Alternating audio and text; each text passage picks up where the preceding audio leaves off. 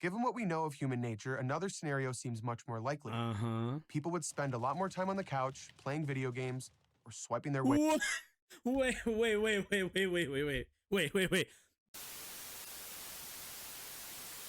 All right.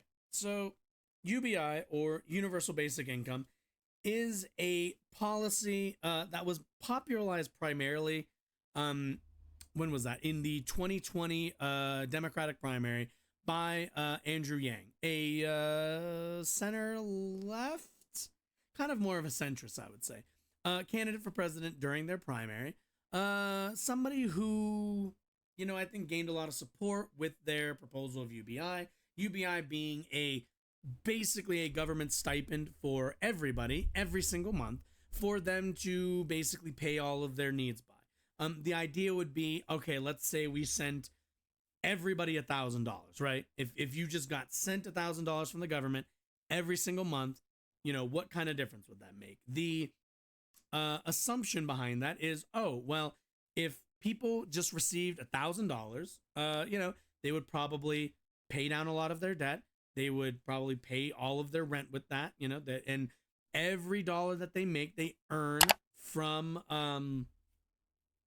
working, would then instead go back into the economy, go into buying goods, go into buying services, go into, anything really. And the idea is that we could cut out, and this is the part of it that I'm not a big fan of. The idea would be that we can cut out a lot of social programs, a lot of money that we spend on social programs, and instead drive all of that towards the universal basic income system.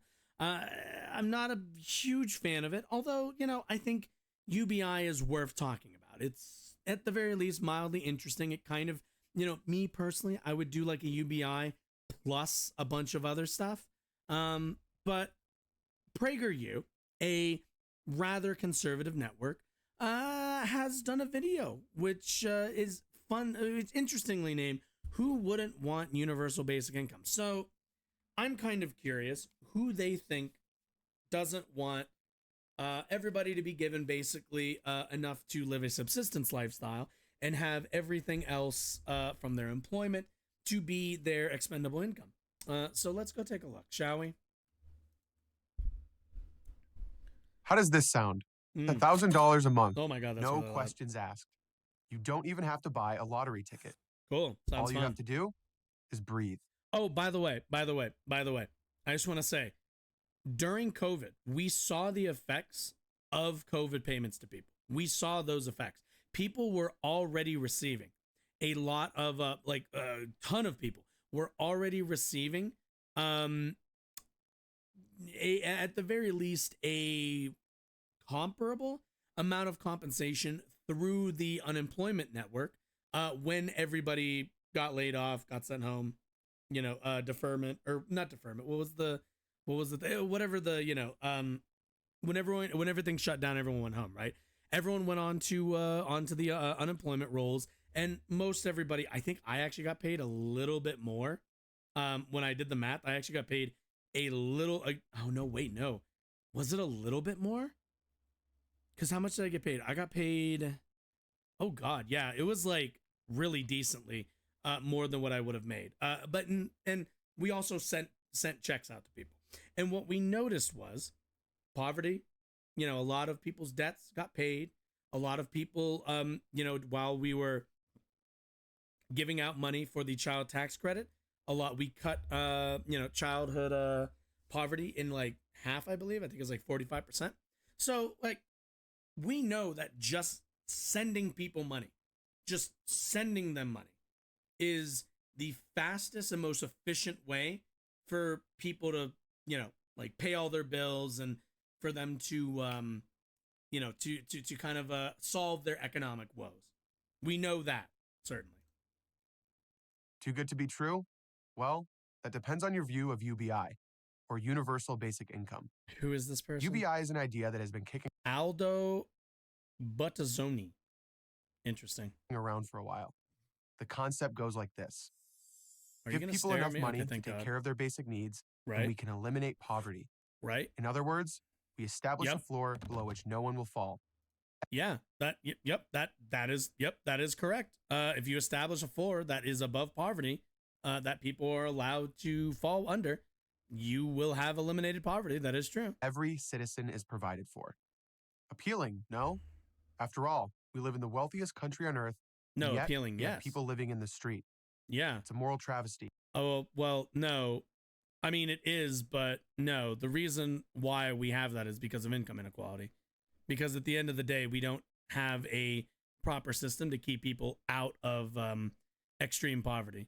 And we have so many predatory institutions between, you know, like predatory credit cards, between like, you know, the way that policing is done in this country. It's literally illegal to not own a home and like to you know, to be homeless. So UBI solves it.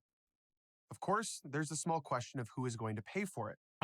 Giving $1,000 a month. Isn't this always the question, right? Isn't this always the, oh, you want universal health care? Who's gonna pay for it? Well, the rich. That's who. It's actually pretty obvious. You increase taxes progressively on the rich. There you go. They don't need it. It sits in bank accounts. Increase taxes. Boom. Solved it. To every American citizen, that's the universal part of UBI, would cost something like $3 trillion a year. Woo. That would make it by far the most expensive item in the federal budget. True. Of course, everyone's taxes would have to go up to pay for this gigantic new expense. That is, let's be clear, that is true. Normal people's taxes are going to go up. You're also going to get $1,000 a month. So factor that in a little bit. A, but also B, keep in mind, like, taxes going up. Yeah, that's gonna. Yep, that's definitely gonna happen. Now, when they say taxes are, you know, taxes are gonna go up, let's be clear. That is depending on who's writing the UBI.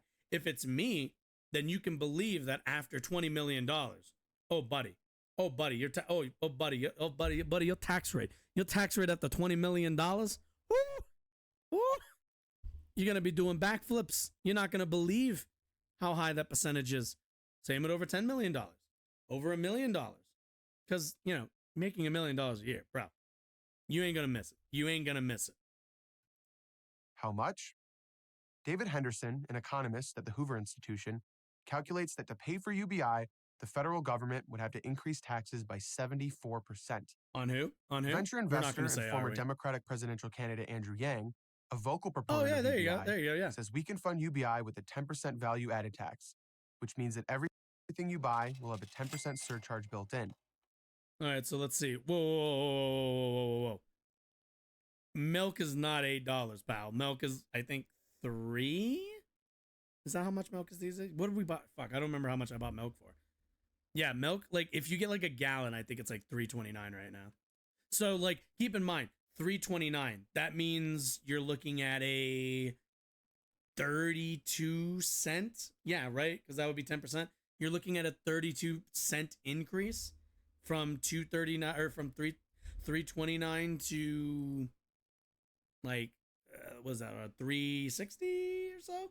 And for that, for that on everything, just a little 10%, you get, you know, I think I don't think that's crazy.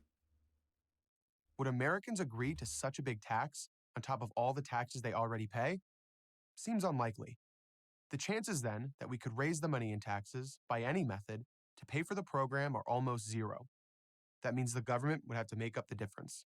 That is, I'm sorry, I was reading something that I was going to bring up, which was, keep in mind also how much money is being hoarded around the world from offshore bank accounts. The rich, unlike most Americans, don't just simply have a bank account in their you know, in the country and that they pull from. No, they have a lot of their money in stock, but when they have money in liquid, usually they hold it in other nations in what are called tax havens. $1.24 billion has been recovered from investigations and since the Panama Papers in 2016. So let's keep that in mind. $1.24 billion that just should have been taxed in this country. We should have been $1.2 billion richer as a country in terms of our ability to pay for things for taxes. And we weren't, because just, you know, rich people hid their money. I want to see if I can find I'll let this play. I want to see if I can find the wait, is that what it was? One second. I want to know revenue recovery. No. I want to know how much estimated. Because there is a number. The tax havens? Allegations, responses. No, leaked. Let's see. 214 offshore. God damn it. Okay. Like I said, I'm gonna have this play while I try to find it. Just another way of saying print more money. The inflation this would Oh yeah. almost Wait. I need to go back because I didn't hear his stupid point. That means the government by any method seems unlikely. The chances then that pay to such a big tax on top of all the tax, which means that everything you buy will have a 10% surcharge built in. $8.97. Okay. Would Americans agree to such a big tax? $8.97. Wait, how much is? Wait. You're okay. First of all, your milk would already have to be $8, which means you're not even paying an extra dollar yet. Like, okay, that's really not that bad. On top of all the difference taxes between $8 and $9 for milk seems unlikely. The chances then that we could raise the money in taxes by any method to pay for the program are almost zero. That means the government would have to make up the difference. That is, go deeper into debt, which is just another way of saying print more money. Well, no, if you tax properly, you wouldn't have to go into debt. That's the whole thing. Also, debt isn't actually the worst thing in the world. We are in a debtor's economy, and the U.S. is the global currency. So debt really isn't as dangerous for us as it is for other nations. The inflation this would almost certainly cause would raise prices and make the dollars people were getting from UBI worth steadily less, therefore defeating the purpose of the entire enterprise. This is why you have, by the way, this is why you have price controls, something for which this person is not in favor of. Of course, some proponents say that UBI would make many existing government assistance programs, like food stamps and Medicaid, unnecessary, and that would save a lot of money. Now, I'm not sure why Medicaid would be on this list. Like, why would it Medicaid? People don't have insurance yet. Like, just because they have an extra $1,000 every month, that doesn't mean that like suddenly you don't need your medical care taken care of. Food stamps, on the other hand, is frequently cited as something that we can completely get rid of, along with a couple other social safety nets. Which, by the way, I don't think we need to get rid of. I think we can do both. Again, it's mostly just all about how you tax, especially the ultra wealthy. Okay, but as generous like you've probably heard Bernie Sanders say it before. Like, do a Wall Street speculation tax, and you will reap in so much fucking money. Like what? I think it was like 4 cents for every transaction. Like, imagine 4 cents every single time, especially how digitized stock trading has become. Oh my god, rake in so much money every single transaction. You just get 4 cents on the stock market. Be over. As a $1,000 monthly giveaway might seem, do you really think it would cover food, healthcare, and other living expenses, let alone your iPhone? For the sake of argument, let's say money or inflation were not big obstacles. Would it be a good idea then? UBI supporters would of course say yes. When people are free from survival concerns, they contend, they are free to pursue their true interests. Instead of merely making money, they would have time for creative writing, or taking long walks, or whatever interests them.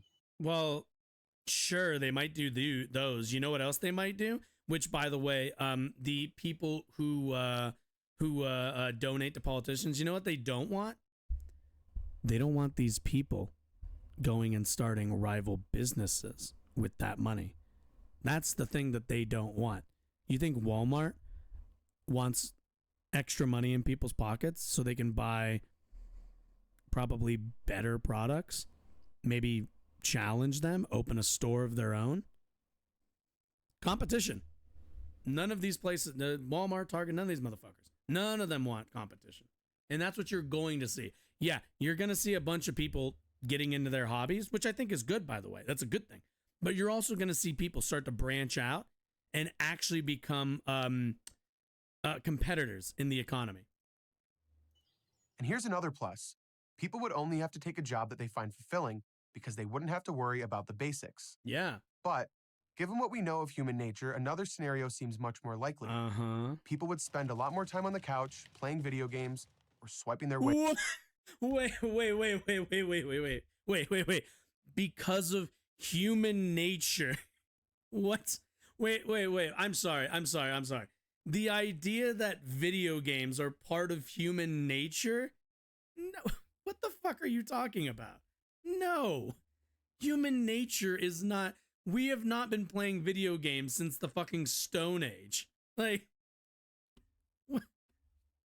You know what else also? Like, this also comes down to like, oh yeah, if you got $1,000, first of all, by the way, UBI would not like at all give you enough money to like live, like it wouldn't be like, oh cool, I got like $1,000 and my rent is $100, so I have $900 a month to like buy TVs and buy, like, no. First of all, $1,000 a month, by the way, isn't actually that much. Like, if I got $1,000 a month, that would be rent, and that's actually kind of it. Like, it would just be rent.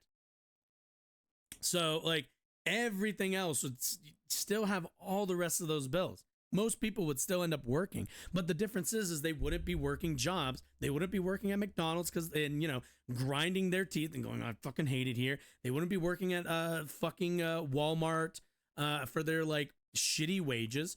You unlock people's ability to make actually free decisions, not work for Walmart or go destitute, poor, and die starving, also being homeless. Like, you take care of a lot of those things, and the pressure for working for a lot of these shitty companies goes away. Why would anybody work at Walmart unless they had to? Let's be real about that. Nobody thinks to themselves, oh yeah, Walmart, the company that pays people so poorly that they have to go on food stamps and other government assistance while holding a 40-hour job. Oh, Walmart, the company that decimates local economies. Oh, Walmart, the wonderful company that just props up a bunch of shitty warehouse buildings that look god awful, that like have absolutely no value to the community other than like destroying their economy and looking like a giant fucking eyesore in the middle and creating an enormous parking lot. That's what Walmart does. That's the value that Walmart brings to a community. But, given the ability for people to get the jobs they'd actually like, you can be a writer. If you want to be a writer, you want to write books, go do that. You'll probably have to get a job. You'll probably have to get a normal job, but at the very least, you're not stuck to that normal job. You're not, and anybody who's worked has experienced this. Your options right now are work or fucking starve. Those are your options. Take a couple weeks off, unpaid leave. Good fucking luck. At the end of the day, like, people just don't have the space to start businesses, to pursue their hobbies, to take a break. And that's exactly what Walmart and companies like. They like that you don't have other options. They like that desperation, because that desperation means you're going to take a wage that you shouldn't.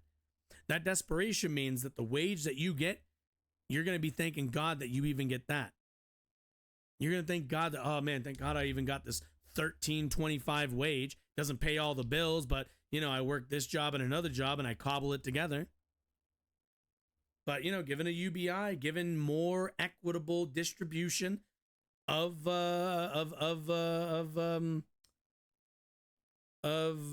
money and of resources, you're going to notice a lot more startups happening. The only reason why I get to do this is just because I'm lucky enough that I'm not the breadwinner. That's the only reason. Because I have time to be able to dedicate to this. This doesn't just happen. Talk to ask any YouTuber, especially newer ones. Doing this takes a lot of time, takes a lot of effort, takes a lot of resources, takes a lot of investment. And if you don't have the space and the ability to do any of that, to compile all those resources, then guess what? You're working somewhere 40 hours a week. Miserable. taking long bathroom breaks just to be on your phone, to imagine doing literally anything else. Way through TikTok. And then there's the dignity that comes from work, from making your own way in the world, developing habits of personal responsibility. Do we care about that? And then there's given what we know of human nature, another scenario seems much more likely. People would spend a lot more time on the couch, playing video games, or swiping their way through TikTok. And then there's the dignity. Why would they be swiping their way through TikTok? They can go outside. They have a lot of free time. They can go actually out into the community. Most people spend their time on TikTok because because there aren't third spaces. There aren't places for people to go. Like, what would be the interest in TikTok? What would be the interest in a lot of social media? Social media, people, they want to keep you on social media, quite frankly. And by they, I mean the companies. But their goal is to keep you on the platform so that they can harvest your data. That's all. That's the only real reason. It's not to create community. It's not to create friendships, any of the rest of that bullshit. It's to harvest your data and sell it to data brokers. That comes from work, from making your own way in the world, developing habits of personal responsibility. Wait. Is dignity working for somebody that you, in doing a job you hate? Is that what dignity is to these people? Dignity is gritting your teeth and working for the next boss miserably. That's dignity. Fucking developing habits of personal responsibility. Understand, this is the paternalistic view and approach of conservative politics. This, you're not responsible. We need to mold you, break you down into being a responsible member of society. And what is a responsible member of society? Going and making somebody who owns property, somebody who owns capital, money. That's what being a responsible and well habit forming person is. The developing habits is you doing the thing that your manager says for the wage that doesn't pay all of your bills, and you shutting the fuck up about it. And the personal responsibility is every time you have to file all of your bills and watch your bank account fucking drop to $100.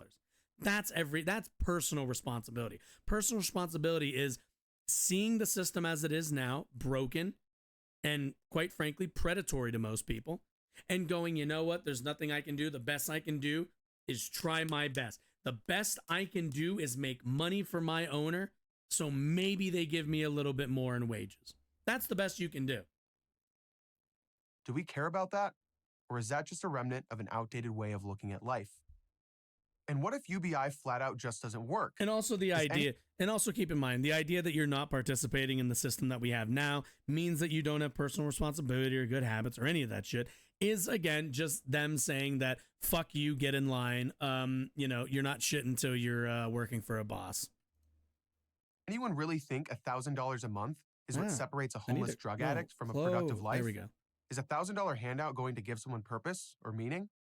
Furthermore, wouldn't UBI stoke resentment? The one above it. Nobody likes to toil so that their neighbor can play. That's hardly a recipe for social cohesion. Wait, what? One second. Really think $1,000 a month is what separates a homeless drug addict from a productive life? Well, to a degree, yeah. The problem when you're homeless is you're poor. You can't afford things anymore. You've fallen under a dire fate, and now you have no ability to actually, continue to pay for housing, which, by the way, the state is more than happy to arrest you and send you to a private prison where, some rich owner had a prison built so that the government can pay them a rent fee for your stay in prison. Keep in mind, private prisons exist in basically every state. Although I do know some states are trying to push back on a lot of them. But keep in mind, like, for every person that we house, that's $1 that they are subsidized by the government. Is $1,000 handout going to give someone purpose or meaning? Furthermore, well, no, it's not going to give them those things. It will give them the ability to find those things. If you are homeless and within the first 2 months of being homeless, you have $2,000 to spend. And you know what? I have some experience with this, not directly and not being homeless, but I have coworkers who have come out of the prison system and gotten and worked where I work. And you know what I talked to them about? As they were getting out of the entire system, as they were being released back into full participation in society, they had, I think if I remember correctly, they had like $4,000 saved up. I was like, oh man, they saved up all their money from working while they were in the halfway house. I asked them, I was like, oh, so what are you gonna do? You got like $4,000, that doesn't get you super far. And they're like, nah, man, like, I'm the minute I'm free, I got a place lined up. I got the first first like 2 months like ready to go. I got a place I can get into. I'm looking into getting a car.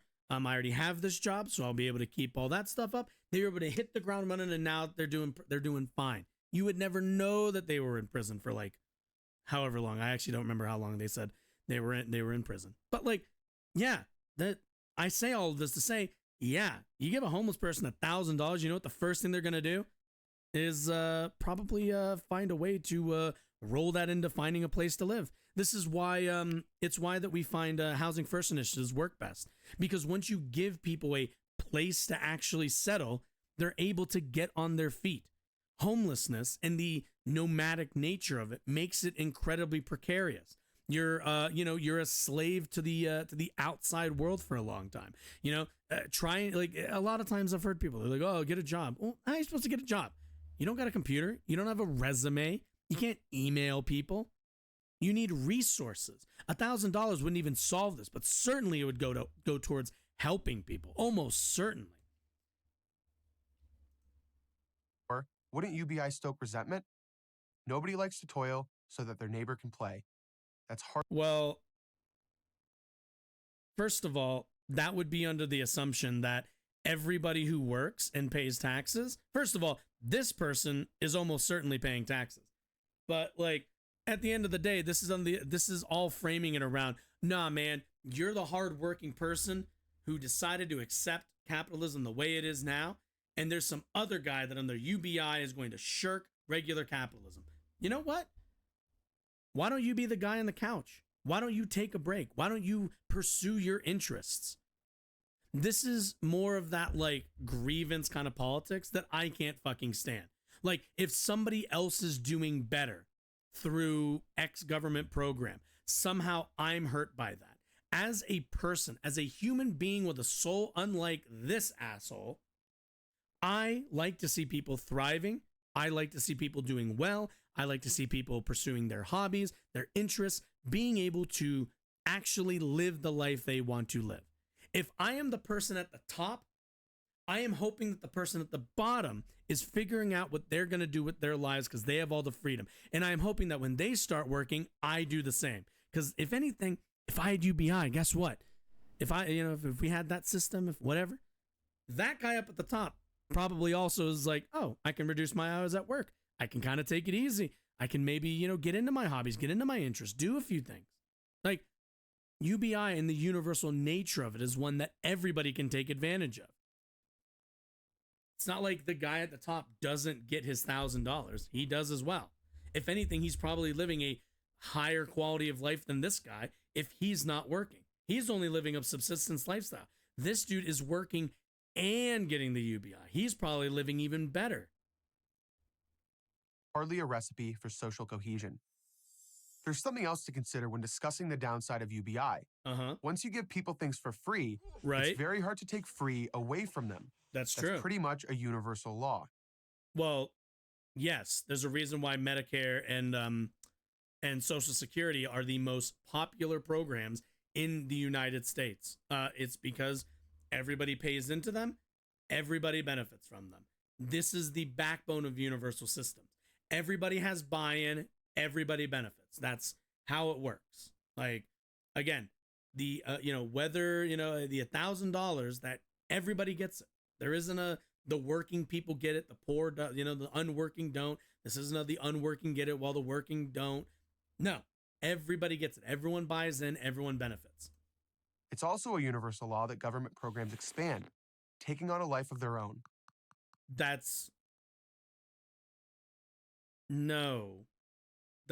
Wait, what? What is expand? Medicare hasn't expanded. If anything, Medicare has shrunk because the actual age of being able to retire has moved back so much. I don't even like. I'm trying to think. When can I retire? Let's see. Actually, we can do this over here. When can I retire? 1992. Let's take a look. The age at which you can gain access to full Social Security benefits depends on the year you were born. You were born between 1943 and 54. In FRA, your FRA or full social benefit is 66. If your birthday is 1960 or after, then you get 67. And yeah, and they keep kind of moving that back, or at least there's threats to move that back. So yeah, I like it. Like the pool of people would actually decrease a bit. I mean, not the pool of individuals, but the eligibility standards. Maybe $1,000 a month will be good enough to start, but how long before it's not enough? Keep Do increasing. we have examples where UBI has been tried? The answer is yes. Not in its $1,000 a month form, but in more limited ways. Finland tried a UBI program from January 2017 until December 2018 and then gave up. Right. 2,000 unemployed Finns got a monthly payment of $640. Wait. That's not UBI. 2,000 unemployed people? That. First of all, if you actually want, well, no, that's not a UBI system. Actually, I was gonna say Alaska, but who does benefit from? Well, actually, no, that's a lie. UBI is implemented in Alaska. In Alaska, because of all the drilling that goes on, the entire state. If you live in the state of Alaska, you get a paycheck every single month from the use of your lands by oil companies. There were no employment gains above the expected rate, but many participants said they felt happier and less stressed. I bet. Duh. Free money tends to have that effect. A few American cities have also tried limited forms of UBI. Some of these programs are ongoing. I'm sorry. 2,000 unemployed people?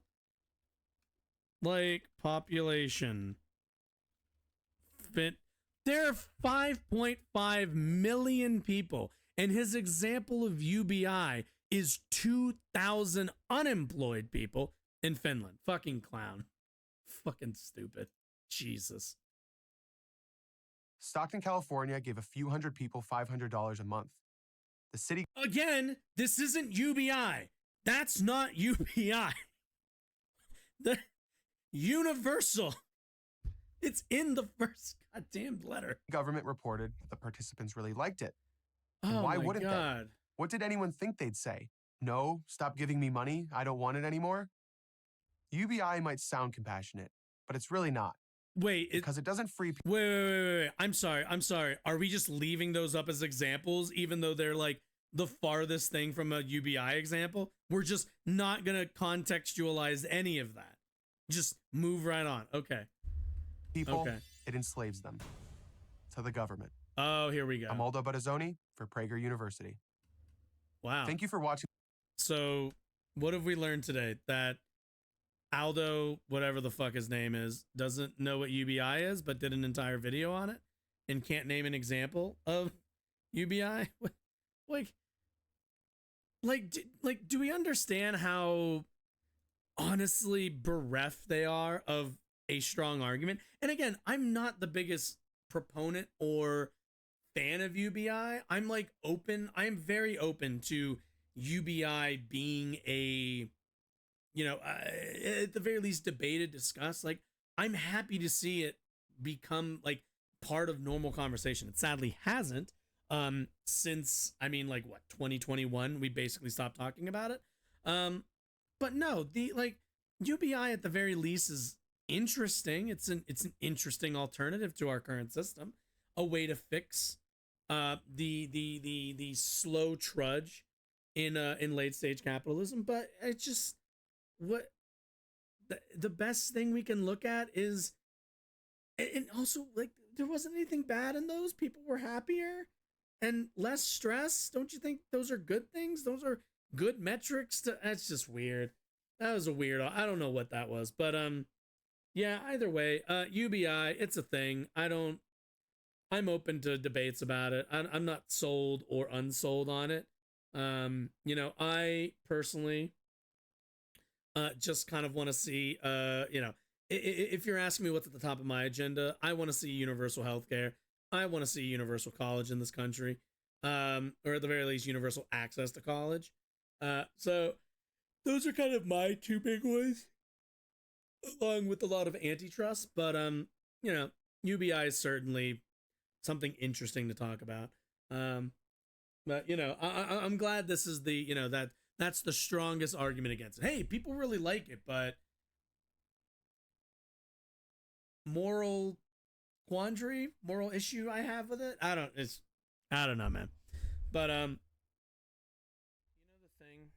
you know the thing, the thing that they tell like at the end of all YouTube videos where they tell you to like click on one of these like things to watch more videos. Yeah, I've been meaning to film one of those, so that's what I was doing. I was just setting it up to film one.